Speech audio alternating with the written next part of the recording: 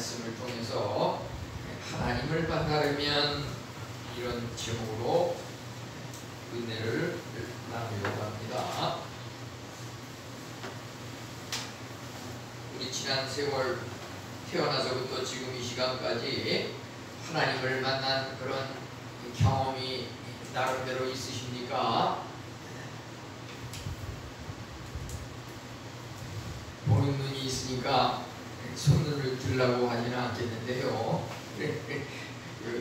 마음으로 이렇게 또 표정으로 답해 주시기 바랍니다. 그러니까 하나님을 만나는 그런 체험이 있게 되면은 그 순간부터 하나님과 동행하는 삶을 사는 것이고, 주위에서 그 무슨 얘기가 있더라도 그것은 우리가 안중에도 안 들어오고 오직 하나님만을 따르게 되는 것입니다. 도대체 이런 제목으로 이런 이야기를 하는 목사는 하나님을 도대체 만났냐?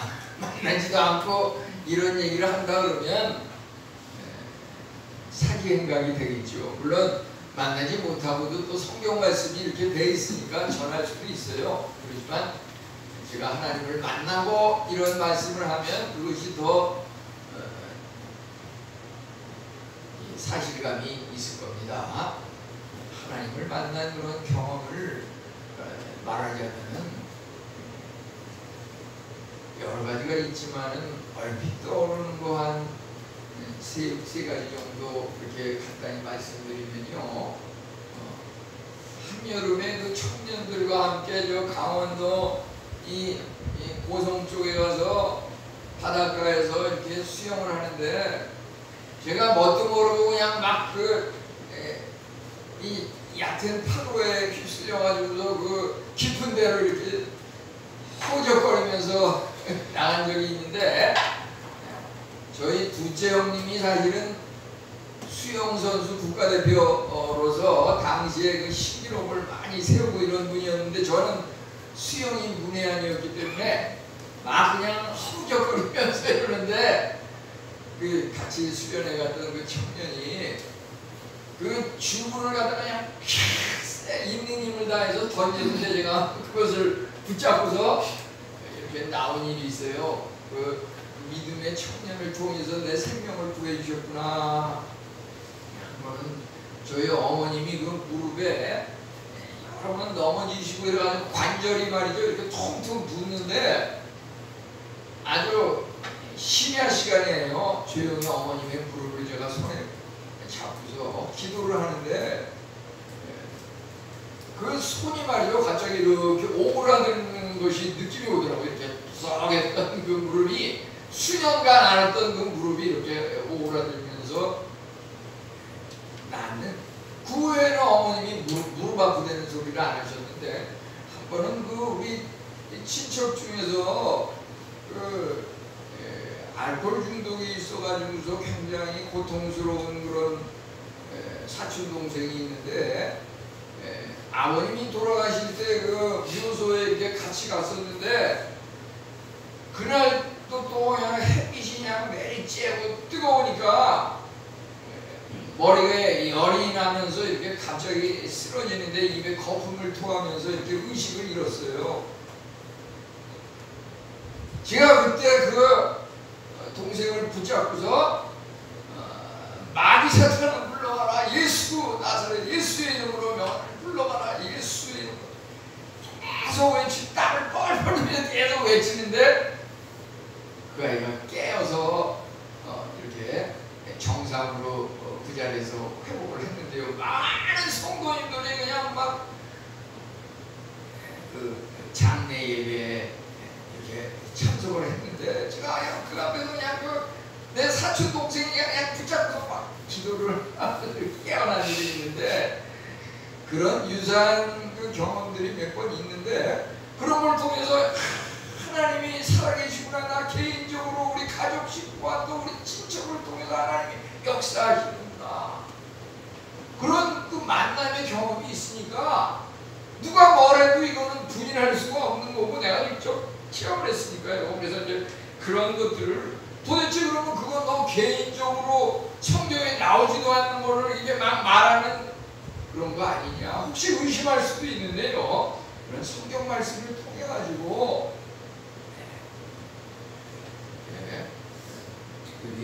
제가 그런 말씀을 자주 드리는데요. 뭐 조금 지루하더라도 다시 한번 더 말씀드리면 꼭 그런 건 아니지만 적어도 나에게 또 내 말을 듣는 우리 성도에게 이 시간 7월 13일 2025년 가장 필요한 말씀은 이 시간 하나님이 무엇인가?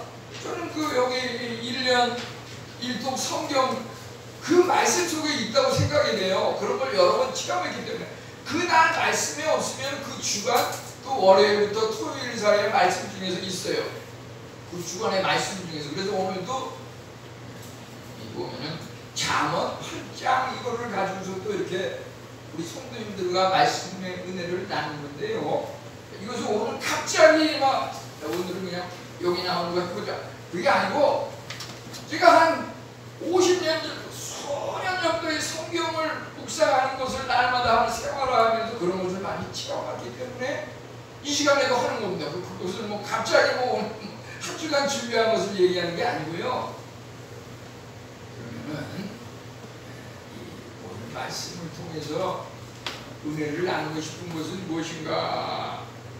잠언 8장 17절에 볼 때 이 한 구절이지만 이것도 굉장히 뭐 성경 전체를 다 들모여도 이해하기 어려운 부분이 많이 있는데 여기서 특별히 사랑이라고 하는 것을 우리가 많이 이야기했는데 그거보다도 이 후반부에 있는 나를 간절히 찾는 자는 나를 만날 것이다.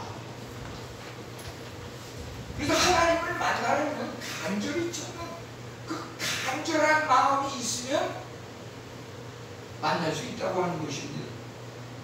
정말 내가 바닷가에 빠져가지고 막 그냥 그 정신이 없어요. 막 바다에 떠내려가서 파도에 휩쓸려서 죽을 수밖에 없는 그러한 순간에 많은 사람들이 막 성도들도 그냥 어쩔 줄 몰라가지고서 당황을 하는데 내가 어려서부터 알았던 내 조카 얘는 쓰러져 죽어 의식을 잃고 졸도했는데 어떻게든지 하나님 살아계시다고 살려주십시오. 그 간절한 마음이 있을 때 하나님께서 그런 역사가 임하는데요. 여기 우리가 성경책을 갖다가 물론 여기에 이렇게 비춰주고 그러지만은 성경책에 이 잠언 8장 17절에 여기 하나님을 만나려면 간절히 찾는 자가 만나도록 간절이라고 하는 말이 무슨 말인지 그것을 그 뜻을 알아야 됩니다. 간절이 굉장히 어려운 말일 수도 있는데 그 특별한 말이기 때문에 그거에 대해서 특별한 말은 그 밑에 주석 해설이 있습니다.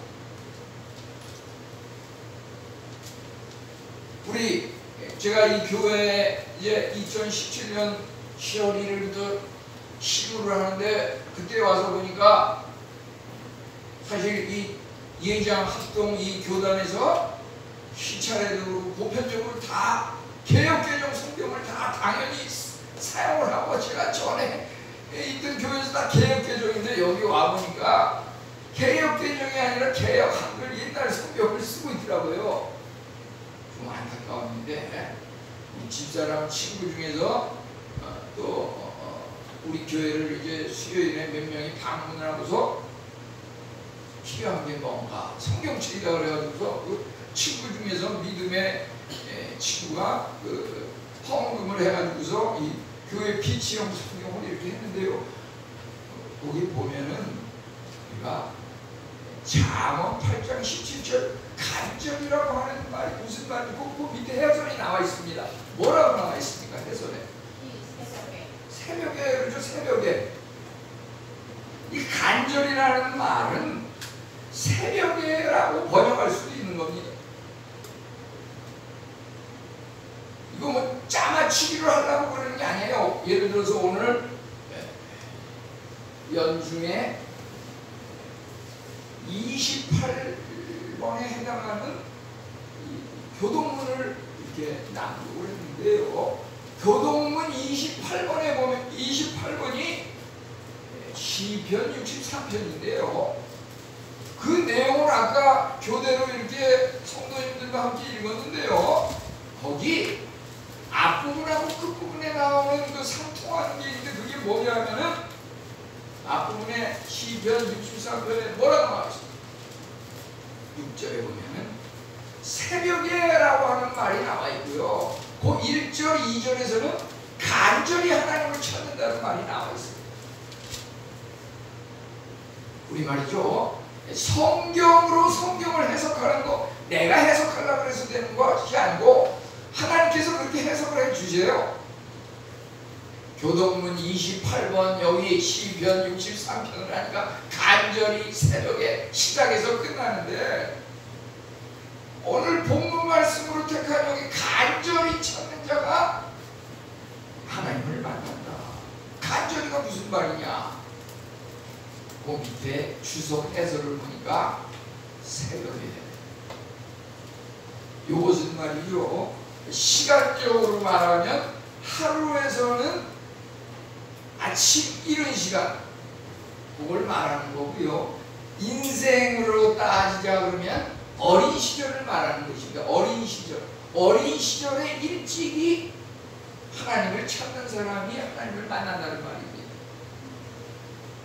어린 시절부터 일찍이 하나님을 찾았던 사람은 성경에서 볼 때 그분들이 성인이 되어가지고서 어떻게 됐는지 여러 인물들이 있는데요. 시간 관계상 오늘은 한 3명 정도 공통점이 발견되는 것을 가지고 한번 얘기를 나누려고 합니다. 특별히 새벽이라고 하는 것이 인생으로 말하자면 어린 시절이 바로 남보다 이른 시간 일찍. 이거 어린 시절을 놓치고 나이가 들어서 하게 되면은 시간이 짧기 때문에 하나님을 만나서 은혜 받는 시간이 짧을 수밖에 없습니다. 그래서 남보다 더 이른 시간에, 남보다 더 어린 나이에 하나님을 만난 사람은 그만큼 더 하나님을 만나서 살아가는 그 체험이 있는 겁니다. 우리는 그것을 요셉이라든지 다니엘이라든지 사무엘이라든지 그밖에 여러 인물이 다 똑같은 그런 공통점이 있습니다. 그래서 그것을 중심으로 그분들이 이렇게 보게 되면은 어린 시절에 꿈이 있었어요. 꿈. 우리 성도님들 꿈이 있습니까? 장래에 꿈이 있습니까? 내가 그 꿈을 실천하려고 하는 그 꿈이 있습니까? 그 꿈이 있는 사람과 없는 사람은 그 삶의 방법이 다릅니다. 걸음을 걸어가도 달라요. 네가 걸음을 걸어가는 그 목표가 내 꿈을 향해서 가는 거기 때문에 그 걸음이 가볍고 신속하고 빠르고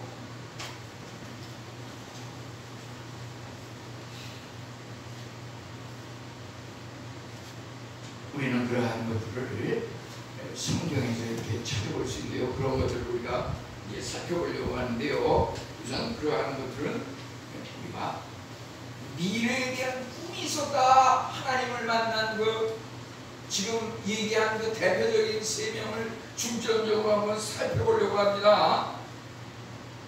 그들은 그 공통점이 부모님의 사랑을 받으면서 자랐다고 하는 것입니다. 그 자녀가 어린이가 혼자 그렇게 잘나가지고 무슨 꿈을 꾸고 혼자 잘나가지고 부모님 사랑을 받고 그게 아니에요. 궁극적으로는 하나님의 은혜인데 그 부모가 자녀를 위해서 붙들고 기도하는 그것을 통해서 그 자녀들이 미래에 대한 꿈을 가지고서 이렇게 자라난다고 하는 것이죠. 부모님의 또 사랑이 그만큼 있었습니다. 그들에게 또 우리가 성경에서 보면은 믿음의 친구들이 있었어요. 믿음의 친구. 부모님도 좋고 자기 자신이 똑똑하고 꿈을 갖는 것도 좋지만 살아가는 그 현실이라고 하는 것은 녹록지 않아요. 우리가 학교를 가도 그렇고 학원을 가도 그렇고 길거리를 걸어가도 그렇고 그 친구 문제가 굉장히 중요합니다. 친구를 어떻게 어떤 사람을 사귀느냐에 따라서 그 꿈이 이루어지느냐 마느냐 이렇게 되는 겁니다. 우리 보면은 이렇게 눈 가리고 걷기놀이 이런 거 아마 한 번쯤은 해봤을 텐데요. 뭐냐면 이렇게 눈을 가리고서 전에 그 태권도 선수도 국가대표 무슨 시범을 보이는데 그건 해마다 이제 해외에 나가면 외국인들한테 보여주기 위해서 그런 시범을 많이 하더라고요. 뭐냐면 눈을 이렇게 가리고서 그 단원 하나가 옆에서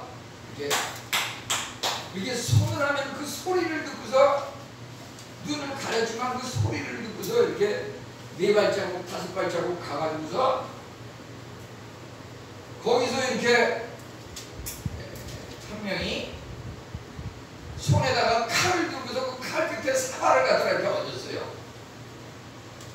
그거 잘못 맞히면은 그 발길로 찰 때 잘못 맞히면은 발이 상처가 날 텐데 그 소리에 따라서 3발짝 4발짝 가가지고서 눈을 가렸는데 그 지점에 가서 딱 서가지고 발길질을 하니까 그 사과가 그냥 발에 맞아가지고서 박살이 나더라고요.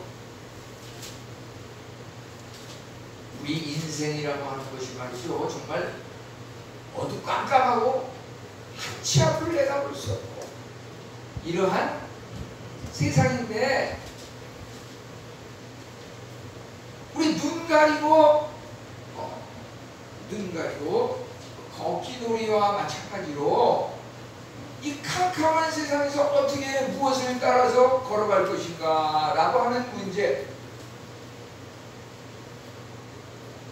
우리는 하나님의 말씀을 따라서 걸어가야 된다고 하는 것. 그 하나님의 말씀이 바로 우리 눈 가리기 게임에서 눈을 가리고서 그 소리, 박수 소리를 따라서 걷는 것과 같은, 우리 하나님의 말씀을 따라서 살아가지 않고 인간적인 방법으로 살아가는 것은 앞으로 올바른 그 걸음을 내디딜 수가 없는 것이고 낭떠러지 떨어져서 사고를 당하기가 쉬운 겁니다.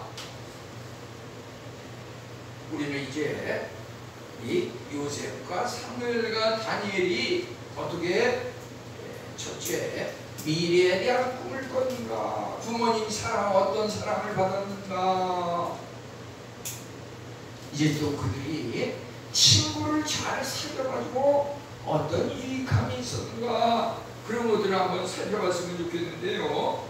우선 우리가 이 요셉을 보면은 어린 시절에 요셉은 주위 사람들이 부를 때 뭐라고 불렀냐면 꿈꾸는 자 이렇게 불렀어요. 요셉을 향해서. 우리 서한이 형제, 채윤이 어린이 식구들이 뭐라고 부릅니까? 이 중학생이기 때문에 서한아 그러면은 이거 실례입니다. 서한이 형제님 우리 이렇게 해야 돼요. 중학생부터는 벌써 이게 그 초등학생하고 등급이 달라요. 초등학생한테는 채윤이 어린이 이렇게 할 수 있지만 이거 벌써 이 중학교 1학년부터는 청소년 이 등급이 다르니까 아주 존중을 해줘야지 나중에 가서 어른들한테 반감을 갖지 않고 말이죠. 인격적으로 대우를 해줘야 되는 겁니다. 그런데 이 창세기 37장 19절에 보면 요셉에 대해서 뭐라 그랬냐면 꿈꾸는 자가 오는도다. 요셉이 나타나는 말이죠. 주위 사람들이 요셉이 오는구나 그런 경우들이 있었겠지만 꿈꾸는 자가 오는도다 이렇게 말을 했어요. 요셉은 그만큼 꿈을 꾸는 소년이었고, 그가 이제 꿈의 그 내용, 자기가 꿈을 또 이렇게 얘기를 하는데, 두 가지 그 꿈을 얘기하는데, 하나는 뭐냐면은, 하루는 내가 꿈을 꿨는데 꿈속에서 그 곡식단이 있는데 11개의 그 곡식단이 주위에서 가운데 단 하나를 향해서 고개를 납죽 수그리고 절을 하는 그런 꿈을 꿨다. 또 하나의 또 꿈을 꿨는데 가운데 그 반짝이는 그 별이 있는데 그 별 주위에 11개의 모든 별들이 그 가운데 그 반짝이는 큰 별을 향해서 절을 하더라. 그러면서 그 요셉은 이 꿈을 꾸면서 사실은 그것이 하나님께서 곡식단이 11개의 곡식단이 가운데 하나를 향해서 넙죽 절을 하는 것은 뭐냐면, 곡식이라고 하는 건 식량이잖아요. 장차 요셉이 형제와 가족의 그 식량 문제, 기근 문제를 해결해 준다, 이런 의미가 있는 거고요. 그 다음에 이 별들이 또 가운데 큰 별을 향해서 이렇게 있는 것은 뭐냐면, 아주 이것은 단순히 가족 식구만 살리는 것이 아니라 나라와 민족, 이웃 나라까지 다 합쳐가지고 그들을 갖다가 어려울 때 구원하는 그런 역할을 요셉이 감당할 거라고 하는 그런 의미가 지닌 그런 꿈이었던 것입니다. 그것을 요셉은 그 꿈을 잊지 않고 꿈을 따라서 이렇게 살아가는 것이었고, 그 형들은 그 요셉이 꿈에 대해서, 그 당시로서는 아직 동생이 없었으니까 이제 막내인데, 요 막내 동생 녀석이 말도 안 되는 이상한 꿈을 꿔가지고서 우리한테 얘기한다. 다 비웃고 그냥 한쪽 귀로 들고서 한쪽 귀로 새어나가는 그 정도로 생각했지만, 성경에 보면은 그 아버지 야곱은 그것을 아주 귀에 담아가지고 가슴에 품고 기억했다고 이렇게 나오고 있습니다. 우리가 어린 시절에 꿈을 꾸는 사람과 꾸지 않는 사람은 그 살아가는 방식이 천지 차이가 있는 것이고, 이제 그것이 성인이 돼서 우리가 삶을 돌이켜볼 때 결국은 내 삶이 어렸을 때 꾸었던 그 꿈대로 이렇게 성취되고 이루어져 나가는구나, 그래서 깨닫게 되는 겁니다. 무슨 말이냐면, 이제 그 꿈에 대해서 요셉이 어린 시절에 꿨는데 결국 그 꿈이 실현되는 그것은 이 요셉이 애굽의 총리가 돼가지고 실현이 되는데, 그 총리가 되는 그 계기가 뭐였냐면, 애굽의 바로 왕 앞에 가서 바로 왕이 꿈을 꾸고서 괴로워할 때, 바로 왕이시여, 왕께서 꿈을 꾸고 고민하는 그것은 이만저만 이차저차한 이런 의미가 지닌 꿈입니다. 그거 해석을 할 때 어떻게 해석을 했냐면, 이제 어린 시절에 그 곡식이 가운데 자기를 향해서 이렇게 넙죽 절하는 그것이 말하자면 식량 문제를 요셉이 앞으로 해결해 준다고 하는 그런 꿈과 비전을 하나님께서 주신 것인데, 결과적으로 이것을 해석하면서 풍년의 7년 풍년의 때에 7년 충년을 대비하시면 어려움이 없을 겁니다.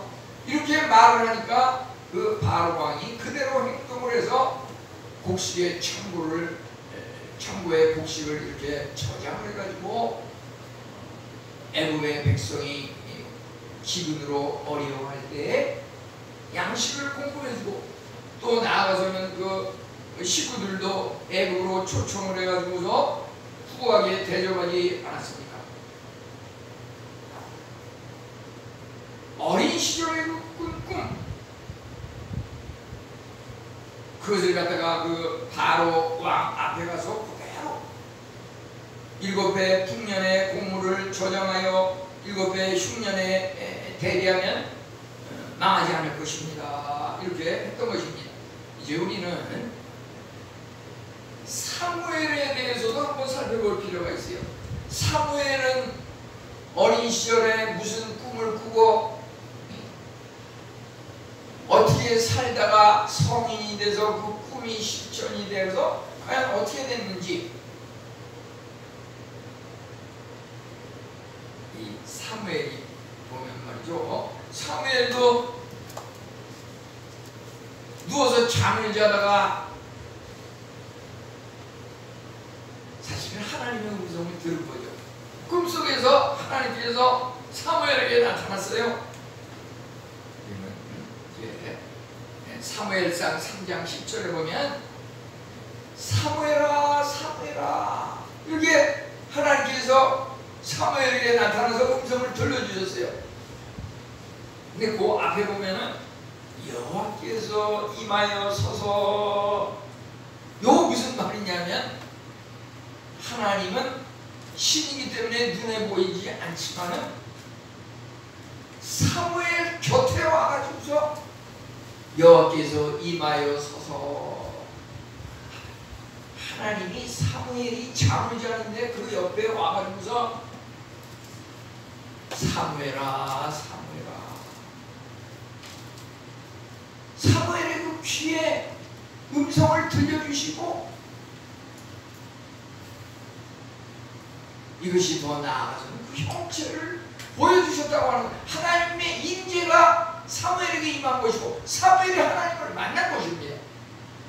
그러한 꿈을 꿀 때 도대체 이게 무슨 말인지 그 의미가 뭔지 처음부터 알 수는 없어요. 사무엘도 마찬가지예요. 한 번, 두 번, 세 번 잠을 자면 그냥 사무엘아 사무엘아, 다음 날도 또 잠을 자는데 사무엘아 사무엘아, 다음 날도 또 잠을 자는데 사무엘아 사무엘아. 도대체 이게 무슨 말인지 처음에는 이 사무엘이 그 당시에 엘리 제사장과 함께 이렇게 성막에서 살고 있었는데, 엘리 제사장이 부르는 소리인 줄 알고서 엘리 제사장이시여 나를 부르셨습니까? 하니까 엘리 제사장이 나 너 부른 적 없는데? 그래서 이상하다. 그래서 다시 잠을 잤는데 또 두 번, 세 번 이렇게 했는데 엘리 제사장한테 가서 아니 제사장이시여 나를 부르지 않으셨습니까? 이제 이 엘리 제사장도 그제서야 뒤늦게 깨닫기를, 이거는 내가 부르지 않았는데 사무엘이 자꾸 나한테 와가지고서 나를 불렀냐, 부르셨습니까? 이러는 걸 봤을 때 이건 하나님의 음성. 제사장은 그 영안이 있어가지고 그런 느낌이 있거든요. 너 이제 그건 내가 부른 게 아니고 하나님이 부르신 것이다. 그러니까 또 한 번 네가 잠잘 때 사무엘아 사무엘아 소리를 듣거든. 아멘 주 예수여 오시옵소서. 이 마찬가지로 하나님 말씀하옵소서 듣겠나이다. 이렇게 대답하라고 엘리 제사장이 얘기했습니다. 네 번째에 가서야 그것이 하나님의 음성인 줄 깨달았어요. 이것은 뭐냐면은 그 어린 시절의 사무엘이 하나님의 음성을 듣고 하나님이 그 음성을 들려주실 때는 그에게 장차 성인이 돼서 크거든 네가 뭔가 하나님을 위해서 큰 일을 감당하게 될 것이라고 하는 이런 사명감을 주는 것이었거든요. 정말 이 사무엘이 커가지고서 어떻게 됩니까?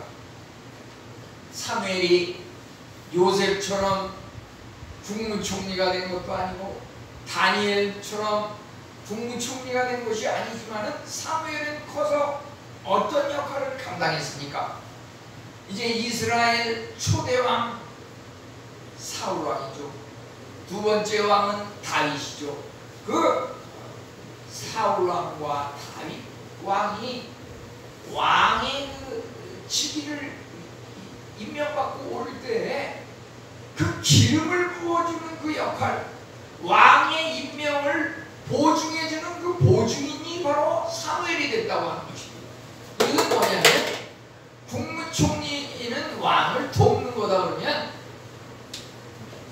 사무엘은 아주 제사장 중에서도 아주 특별한 제사장으로서 왕을 임명해주고 보증수표와 같이 보증해주는 그런 역할을 했다고 하는 것입니다. 그것은 성경에서 볼 때 이제 사무엘이 그 기름병을 갖다가 초대왕 사울의 머리에 이렇게 부어줬다고 했어요. 이제 또 사무엘이 기름 뿔병을 다윗 왕에게 부어줬다고 했어요. 이거 기름을 부어줬다고 하는 것은 그 사람을 왕으로 세웠다고 하는 것입니다. 하나님께서 사무엘을 통해서 사울 왕을 뽑아서 스카웃해가지고 왕으로 세우시고 사무엘을 통해서 그 이세의 아들 중에서 첫째부터 쫙 이렇게 가는데 넌 아니야, 너 아니야, 너 아니야. 마지막에 가서 다윗을 보고서 사무엘이 다윗 너야말로 하나님께서 세우신 왕이다. 기름을 부어서 그 왕을 뽑는 그런 역할을 감당했던 것입니다. 이 어린 시절에 하나님의 음성을 듣고 그 꿈을 만지려고 살아간다고 하는 것이 이렇게 엄청난 성인이 돼서 이런 일을 하게 되는 것입니다. 이제 우리는 다니엘을 보면 어떻습니까? 다니엘도 마찬가지로 어린 시절에 꿈이 있었는데 하나님께서 어떻게 그에게 역사하셨습니까? 다니엘 1장 17절에 보면 하나님께서 다니엘에게 지혜를 주셔가지고 다니엘은 꿈을 깨달아 알더라. 이 다니엘이 말이죠, 하나님께서 지혜를 주시고 꿈을 깨달아 아는 그런 은혜를 주셨어요. 어린 소년 시절부터 하나님께서 그런 지혜와 능력을 주시니까 그것이 평생 이렇게 있으면서 다니엘이 성인이 됐을 때 그 요셉이 바로왕 앞에 가서 고민하는 꿈을 해석한 거랑 아주 비슷해요. 다니엘도 당시에 그 느부갓네살 왕이 꿈을 꾸면서 괴로워하는 그때에 하나님께서 꿈을 해석하는 그 지혜를 어린 시절에 임재하셔서 주셨던 그 경험이 있기 때문에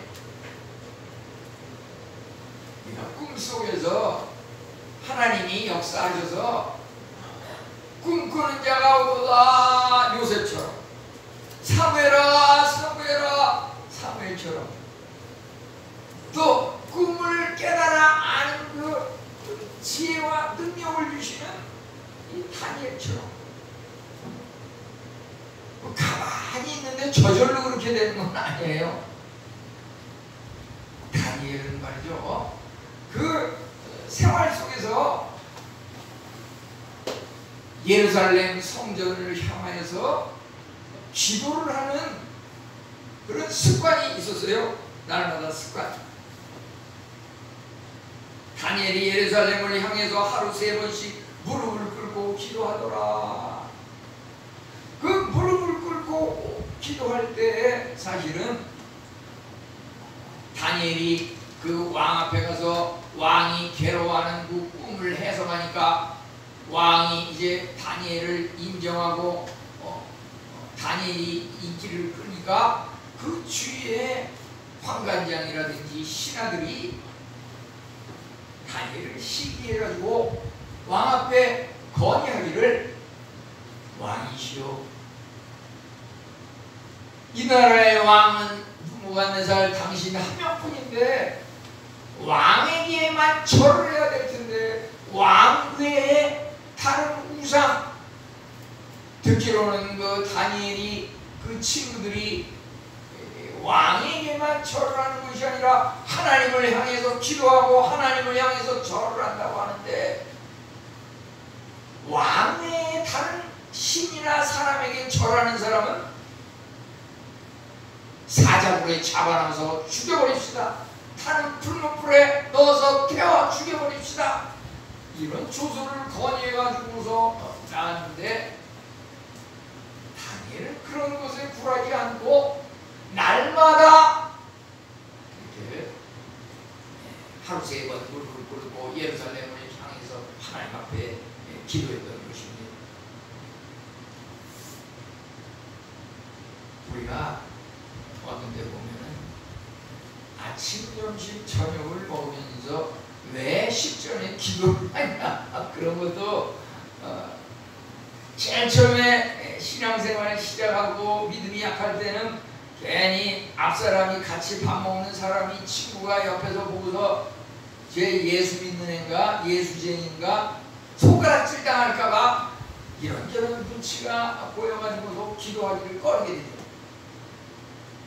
왜 믿는 사람은 기도를 합니까? 우리 지난주에 보면은 7월 7일에도 광주광역시의 그 광주초등학교에서 집단 식중독이 와가지고서 수십 명의 그 어린이들이 식중독 그 증상이 와가지고서 병원에 실려간 적이 있는데요. 그뿐입니까? 때로는 뭐 야생 독버섯을 먹고서 죽는 사람이 있지 않나? 무더위에 여름철에 상한 음식을 먹고서 식중독에 걸리는 그러한 것들은 자주 이렇게 보고가 되고 있습니다. 우리 그래서 음식을 먹더라도 말이죠, 하나님, 이 음식을 먹을 때에 음식이 약이 되게 하시고, 이 음식을 먹음으로써 나의 모든 머리에서 발까지 병이 있거든 다 치료되게 하시고, 건강해서 내가 할 수 있는 모든 걸 잘하게 해주십시오. 이렇게 기도를 하고 먹는 것과 아무 기도도 안 하고 그냥 먹는 것과 그 결과가 어떠할 것인가. 결국 그 음식도 보면은 하나님이 비를 내리시고 적절한 햇빛을 주시고 좋은 환경에서 자라게 하시고, 그럼으로써 농부가 그 음식을 우리 가정에 이렇게 식단으로 오게 하는데, 그래서 그 음식 밥 한 톨도 우리가 하나님 앞에 감사한 마음으로 기도하면서 이렇게 먹는 것이 마땅하다고 하는 것입니다. 기도 없이 하는 것은 내가 이 음식이 하나님으로부터 온 것을 인정하지 않고 그냥 내 뜻대로 살아가는 거나 마찬가지입니다. 이 다니엘이 어려서부터 꿈을 깨달아 알았기 때문에 그가 이제 왕이 꿈을 꾸고 범인할 때에 하나님께서 어린 시절부터 꿈을 깨달아 알게 하는 지혜를 주셨기 때문에 그날도 이제 왕이 꿈을 꾸고 범인할 때에 그 나라의 모든 그 술객들은 너나 할 것 없이 꿈 해석을 잘한다는 사람은 아무도 해석하지 못했을 때 이제 다니엘이 그 앞에 가서 하나님이 환상으로 다니엘에게 보이네. 그날도 다니엘이 고민하면서 내가 과연 왕의 그 꿈을 해석해서 그 고민을 해결할 수 있을까? 그것을 해석하지 못하면 나와 내 친구들이 또 그 페르시아 왕국의 그 여러 사람들이 억울하게 다 죽어버릴 텐데, 하나님 앞에 간절히 평소와 같이 하루 3번 기도하는 그 마음으로 하나님 앞에 기도할 때 하나님께서 환상을 통해서 꿈을 해석할 수 있도록 이렇게 은혜를 주셨다는 것입니다. 우리 어려서의 그 꿈을 해석하는 그 은혜를 받은 사람이 나이가 들어서는 왕 앞에 가서 그 왕의 꿈을 해석하는 그러한 은혜를 성취하고 실현하게 되는데, 그러기 때문에 다니엘이 그런 은혜에 힘입어서 또 그 왕의 총리가 되었던 것입니다. 이제 우리는 부모님의 사랑이 중요합니다. 부모님이 무관심해서는 안 됩니다. 요셉이 채색 옷을 입고 어린 시절을 보냈다고 했습니다. 형들이 볼 때는 시기의 대상이고 왜 다 똑같이 대우하지 않고 요셉만 이렇게 편애를 하는가?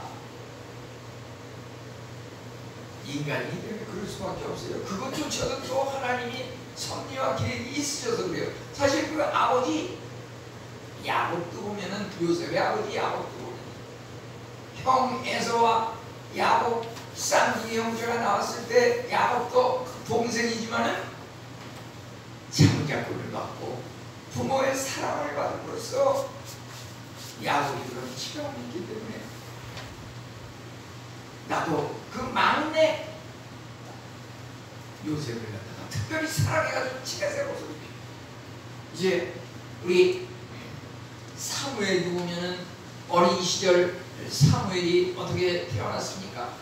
처음에 그 한나와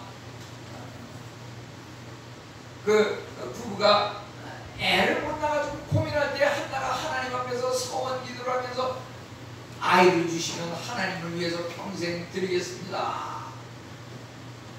이제 기도를 할 때 몇 년이 지나서 이 사무엘이 태어나게 됐죠. 그러다 보니까 그 부모가 사무엘을 하나님 앞에 바치기로 소원을 했기 때문에 교회에다가 이렇게 제사장과 함께 교회 생활을 할 수 있도록 교회에 완전히 맡긴 겁니다. 교회에서 자라나게 했어요. 그냥 무조건 맡기기만 한 것이 아니라 얘가 교회에서 제사장 선생님의 그 신앙교육을 잘 받고 있는가 늘 관심을 가지면서 여기 보면은 1년에 한 번은 또 이런 국가적인 행사가 있을 때 예배드리러 올 때 작은 겉옷을 또 이렇게 손수 지어가지고 그것을 사무엘에게 입혔다고 했어요. 또 그 교회 예배에 참석할 때 제사장과 함께 그 옆에서 거둘 수 있도록 에봇을 세마포 에봇을 지어서 줬다고 했어요. 이건 뭡니까? 교회라고 하는 것이 하나님의 그 성전에 하나님을 만나러 가는 그러한 신앙심이 있을 때 말이죠. 며칠 전에 보면은 그 대통령이 취임을 했다 그래가지고 저한테 이제 토요일에 이제 전화가 왔어요. 혹시 시간이 언제 되면 좀 얘기 좀 나눴으면 좋겠다고. 조금 비웃으면서 의아한 눈으로 저를 쳐다보는 분이 있는데요. 만약 우리가 이런 전화를 받았다 그러면 어떻겠습니까? 그 만나러 갈 때 뭔가 좀 단장을 잘하고 이렇게 가지 않겠습니까? 우리 교회에 올 때 말이죠. 만왕의 왕이신 하나님을 만나러 오는 겁니다. 그 부모가 자녀를 위해서 너 교회에 갈 때 특별히 입고 가고 학교랑은 차원이 달라요. 교회에 갈 때는 특별히 하나님을 만나러 가는 거니까 이 깔끔하고 단정한 이 옷차림으로 가야 된다. 이것을 이렇게 잘 이렇게 준비를 했다가 교회 갈 때 그 옷을 입고 가도록 부모로서 챙기는 이러한 것들이 부모님의 사랑 이러한 것들이 있었기 때문에 사무엘 어렸을 때 세마포 에봇을 입고 어머니와 아빠가 작은 겉옷을 지어다가 옷을 입혀서 교회에 들어갈 때는 이 옷을 입고 생활해라.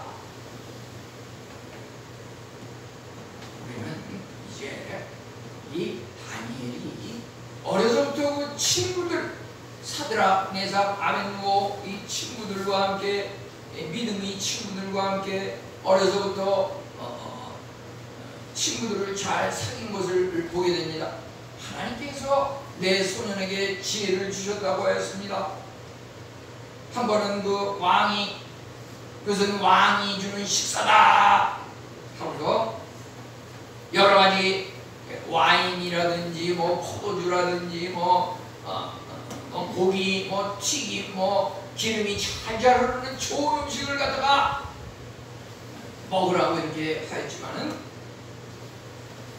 다니엘과 그 세 친구는 아닙니다. 나는 하나님을 믿는 하나님의 자녀로서 이런 것을 먹을 수 없습니다. 그래가지고서